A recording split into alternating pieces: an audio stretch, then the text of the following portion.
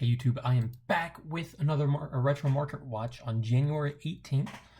Going through about 12 cards today, and we're starting with Archlord Christia. So we're going to look at some fairies. Archlord Christia is a card that has 4 printings, 2 of them hollow, and they're both extremely cheap. I will never recommend max rarity just because max rarity is too expensive for a lot of people, and sometimes people don't manage the money the way they should. So I always suggest these holographic low rarity stuff. I think they're great buys. But if we're going to jump in and we do look at max rarity, because there's nothing to look at for 25 cents or 85 cents or whatever it was on the Destiny Soldier Super Rare, looking at the secret rare, like, hey, this dude's gone. 500 bucks for the first ed. And then near mint is even hitting 60s and 70s. I don't know. I think if you find a light play secret rare for 46, 50s, that's not a bad price. I think that's pretty good. Looks like they quickly go from 40s to mid 50s and then quickly up to 60s for near mints. So I think if you can pick up some of these light play ones up here for around 47, that's not a terrible price if that's in your buyer's range. Remember, you have to, as the buyer, know what your price points that you're able to buy stuff and then buy from there. You could take a risk on one of these mod plays. So look at this, light play for 340, mod play for 170. I think it might be worth, if you're into it, take a chance. Not on this, you don't take a chance on that, but on maybe this one right here. Take a chance, 174 for mod play first ed. Who knows, maybe it'll come in a little bit of a light play condition. And then you have this guy who wants to sell for 560, but tell you with that there's silver, so that there's edgeware. So let's look at this. That's interesting. If you're going to charge $600 for a card and then tell me there's edgeware, that's interesting. Let's take a quick peek at this and then we'll move on to the next card. This market watch, we're going to look at just a few fairies and then some zombie stuff and just get out of here. Looks like maybe TCG, but I want to load. And he still charges shipping. So you're going to say $560 for near mint that has silvering, right? So he's going to charge you a premium price for a card that has silvering along the side. And he said it was the corner. So one of the corners, maybe that corner? Hard to see. Let's go to the next picture. Maybe it's from the back. And he's still going to charge shipping. And there's a lot of scratches too. If you need a light play for 300, which I still think is egregious for Christia, but I get his first ed secret rare from a pretty old set that's gonna see a lot of play. I would not buy this one. Moving on to the next card, we have Swap Frog. Here's the thing about Swap Frog. Dual Overload, out of print for its only other holographic rare than its ultimate. You see that price point as low as 99, market price 140 for one. I think if you can buy these, if you need Swap Frogs, pick up the Ultras basically today, right? I don't think it'll happen, but for $1.41 for 3 is what, like $5.20 or something like that. All it takes is one person to come through with $500, wipe out this entire thing, and relist all of them to $3, which a lot of us still think, $3, that's not bad for an Ultra Swap Frog. But now you're paying, shoot, almost double the price if you were to buy it now. And that dude, whoever comes through, if someone does wipe that out, they're making primo mucho dollars. I do want to look at the Alti Swap Frog. So not, again, one of those things, not much to look at with the Ultras at $1, but let's look at the Ultimate. These are, there's low as 1. Well, this is interesting. I'll have to look at the listings. This says 184, but someone just bought a play set at $245 each. There's pictures. Maybe they were graded, but that doesn't make sense. I have to question. So you see this sometimes, and I don't know. It's tough. That it's very simple, and wow, they quickly go up to like 250 and gone. It's very simple for, let's just say, someone relevant TCG. I'm not saying they do this, but they could post this. They have 3 of them. They posted 3 of them at $300. Go in and buy it at $300. Like someone goes onto their personal account and buy it. This now shows that 3 Swap Frogs sold for $300.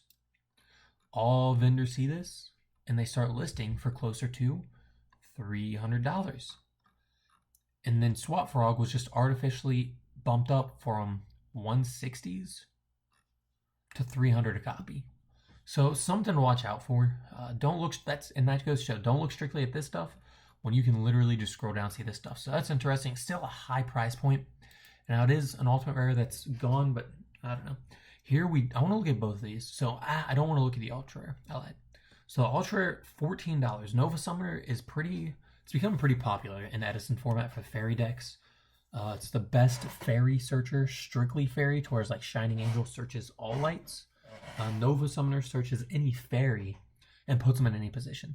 So some commons here for 20 cents. If you need Nova Summoner, pick them up. If you're just testing, if you want something that looks good, again, I love Dark Legends Ultra Rares. I think they look amazing. But I want to pop over here, look at the secret from Strike and Neos. Now this I highly expect could be busting maybe $40 or $50 for a near mint. Yeah, right there, $40. So no near mints, bought out from near mints. And even the light play first eds are all $40. And there's only 1, 2, 3, 4, 5, 6, 7 copies with 6 listings on the market. And once those are gone, this could quickly go up to, look at this, Strike of Neos Secret Rare First Edition. This could quickly jump up to that like 60, 70 and above type range. There's no reason it couldn't. If you know fairies is what you want to build, highly suggest picking up Nova Summoner First Ed Secret Rare. Jumping over to Dimensional Alchemist, a card that has definitely been forgotten by Yu-Gi-Oh! It has the most recent printings in this Battle City Dual Box, but only as a common, structure deck common, and the only hollow printing it has is the Gold Rare, which is still, looks to be up to $5 almost. So, oh man, no, it's good. Gosh dang, look at this. One light play at $6.50. Near mint, if you want to take the chance. LOB Investments, they have good percentages. It's only $6. 99 shipping. I think if someone's offering a lower price with shipping, maybe if you're this low, free shipping just to get established, whatever. But you're looking at $10 almost for this ultra rare, or this gold rare. And once those are gone, there's not a lot of them. $15 and up. Hey, this might be a card to look at. That if you want to play and you want a hollow rare, it has to be this gold rare. Now, I do have this card in OCG. It's a super rare, and it looks incredible. I would love if it got a super rare reprinting in a OTS pack or something like that. But if you're looking to play fairies, this card is like the fairy. Shoot, you might have to pick it up now. Going on, we're moving into some zombie stuff. Those are only fairies I want to look at, and then we're going to finish up with zombies because I love zombies. But we're going to start with Mizuki, probably one of the most iconic, probably the second most iconic, maybe third, behind Plague Spreader and Spirit Reaper. But Mizuki has just like mad printings. So if you want to go, oh gosh, so it has Mizuki's just got a lot of printings. You can't go wrong with any of them. Definitely some commons if you want that, and hollows that are only a few dollars. Dusa common, or Dusa Ultra rather, pardon me, at $5.40. So that actually seems pretty high. Even the Battle Pack Rare, $2. If you add shipping, closer to $3. So that's actually kind of surprising. Even the commons are with shipping, probably going on almost $3 for commons. So Mizuki is pricey, and here's what gets me. You have the common Mizuki for almost $3 a piece. If you look at the secret, and this is a secret that has been out of print forever. Obviously, we have had Premium Pack 2 since what, 2008, I think is when it came out, early 2008. And somehow, Mizuki is a very steady, look, $20. And it has been this price point for as long as I can remember. I think there's one time they got bought out up to maybe 30 and 40. And it looks like they're almost there again, but they do still have quite a few listings down in the low 20s. Actually, maybe only 4 listings or so down in the low 20s, and then up to 25, 30. But this has been a card that just, I don't know, in retro formats, zombies are not super popular for some reason. I know in a lot of them they're kind of weak, to be fair. But Secret Rare Mizuki, I think that's a great price. 25, 30 bucks for a playset, 90 bucks, and you have a premium pack too for the rest of your life. Mizuki has, I'm telling you, years and years ago, Mizuki was, it's always been around 20. So if you're picking up around 20, 25, 30, go for it. Up next, we have Goblin Zombie. So a card that has, I don't think, very many good printings. All commons, definitely a few cents. Super rares, also $1. I would pick these up. Dual terminal commons. So, I mean, they're still holographic. I think they look better than the super rare. But here's the thing. Buy nice or buy twice. I don't suggest ever buying max rarity unless it's a really good freaking deal. You know what I'm saying? But for super at 94 cents compared to a dual terminal common at 3 times the amount, neither of them are max rarity. I would just pick up the supers. If you can't go out here and buy the secrets, I would just pick up the supers if that's what you're interested in. Opening up the secrets, though. Man, it could be upwards of $40 for the first ed. So, near mint first eds. Oh, no way. No way. So these light play, great deals. I would, that is incredible deals for light play first ed and from some very good verified sellers. Definitely good buys in my opinion. But once, oh wow, this guy, if you want to take the chance, that's not bad. I don't think. I don't know. But then for near mints up to 60s, don't buy those. If you have light plays listed for 35, what's the difference between a light play and a near mint? Honestly, I couldn't even tell you. Maybe some scratching, some foiling showing along the edge. That don't make much sense to me. You have a near mint here at 35, but they want to list these near mints up to 60s. I don't know. You have a lot of cheap options for Goblin Zombie. Definitely not one of the most loved cards of all time, but it is a Phantom Darkness Secret Rare, so very old, very loved pack. Good card. Looking at Pyramid Turtle, you do have a few options here. So Super Rare here for $1, Secret Rare here for $4. And even look at this, Pharaonic Guardian down for 35 cents, and then a bunch of commons. Duelist League even, and that's, most Duelist League cards are much more than that. So a lot of good options. I think the Secret Rare or Super Rare, you can't go wrong with those. Again, if you're not going to buy the max rarity, why would you buy a $4 secret when you can buy the super rare out of another legendary duelist for like 33% of the price? So this says that they're $180 for near mints, and that's the lowest. Near mint English, $180, and quickly up to the 200s once these 1, 2, 3, 4, 5, 6, 7, 8, 9, 10 are gone. It's into the 200s. And if zombies become popular, and here's the thing, zombies, it's strange. So Goblin Zombie, not a very popular card. Pyramid Turtle, hugely popular. So Goblin Zombie, in its release, the only formats that's super big in are probably 2009 around Cat Synchro, which you got banned next format, or limited to 2, semi-limited rather, and Dark Arm in 2008. I don't think it had very many formats. It was allowed beyond that, but Pyramid Turtle is available in every format, every zombie deck. 2004, 2005 actually might have been released, all the way up until whenever like zombies stop seeing play type of stuff. So Pyramid Turtle, this might be one of the ones that if you have the money, go in on the supers. And then we look at Zombie Master that has, wow, only 2 holographic printings. So the super rare at $4. Maybe let's look at the alties. This 41.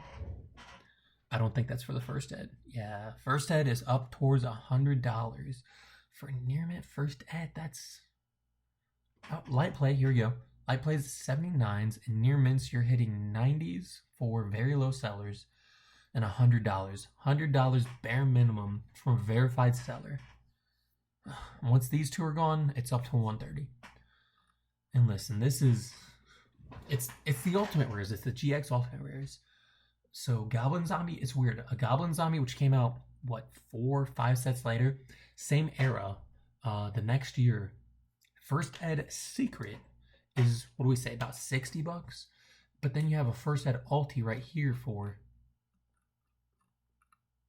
100 up to 130. I don't really know how that strikes out, but that's how that goes, I guess.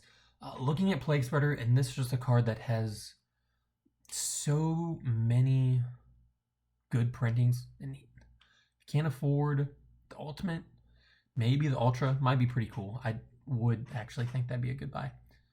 Dusa Ultra for 216, but or you can get the Dark Savior Super for half the price. Again, like if you're not buying the max rarity, in this case, I think even the Ultra looks pretty cool.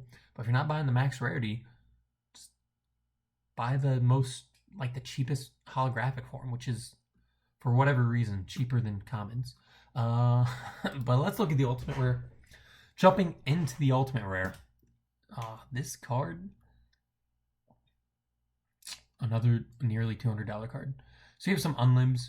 I think that's a really good, that's a fair price for Plague Spreader Ultimate Unlimb. I think that's a very fair price.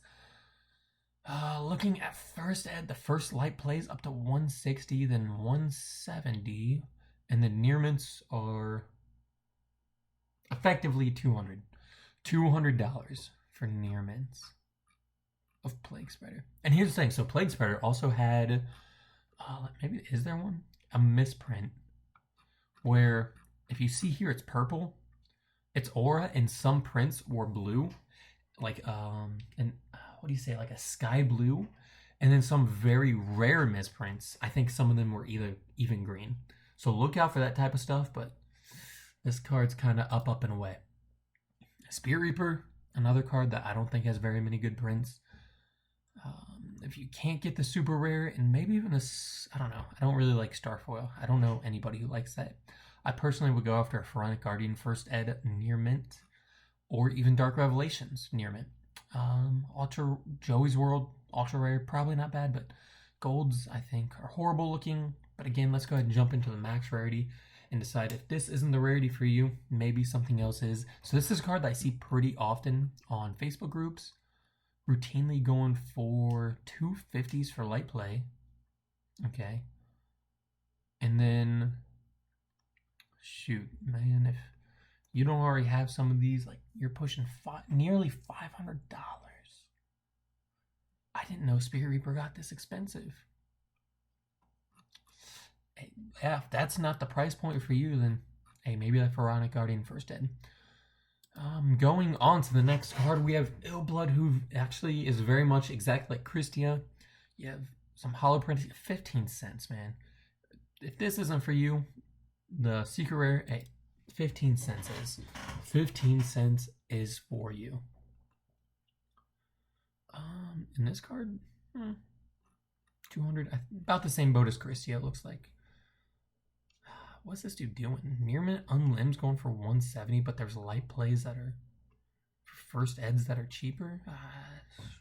Sometimes people just post something just to kind of fish and bait to see maybe someone will click on it, or alternatively they just set it as a price point and kind of wait to see where the prices load, and they just kind of leave it there.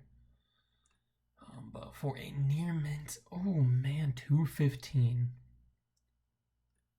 215 here. Then it just randomly goes up to almost 400 a copy. And then 1,000. Okay, Bubble Tea Cafe. But that is Secret Rare Illblood. I think one of these light play copies, that's not a bad price. If you have the near mints that are pushing almost 400 in some cases, I don't think that's a bad price at all. And the final card is going to be GOAT format Vampire Lord, a card that does have a lot of good printing. So you have the Dark Beginning 2 Ultra Rare for 426, the Speed Duel Ultra Rare for 214, and then a Rise of Destiny Ultra Rare for 74 cents. If you're still looking for the old style feel, you do have that Ultra Rare. And then a bunch of commons if you want that. I think there might have been a rare, even Legendary Collection Kaiba for 58 cents, still holographic. Yep, Duels Pack Kaiba Rare for 29 cents if that's the way you want to go. And Starfoil Bar. But let's go ahead and jump in, and we will look at the secret rare and decide if this isn't for you. Hey, start looking at the other stuff. Oh gosh dang. I know it's an old secret rare, but let's see. So some near mint Unlimbs and light play. Why not? I don't know. Buy nice or buy twice. I think that's a really good motto to live by. A lot of us will spend. If you're gonna buy one copy, you're gonna probably buy two for your deck. So you're looking at about $30 if you buy these. Or you could just buy the super rares because this still isn't max rarity and only spend $2, which I think it's the right play when looking at Vampire Lord. I don't think many people are gonna be like, wow, cool secret unlimited Vampire Lord that you have sitting in your binder. But then when we look at the first eds, and is this card? I need to check my filters. Ships United States. Yeah. Okay. Is this card bought out?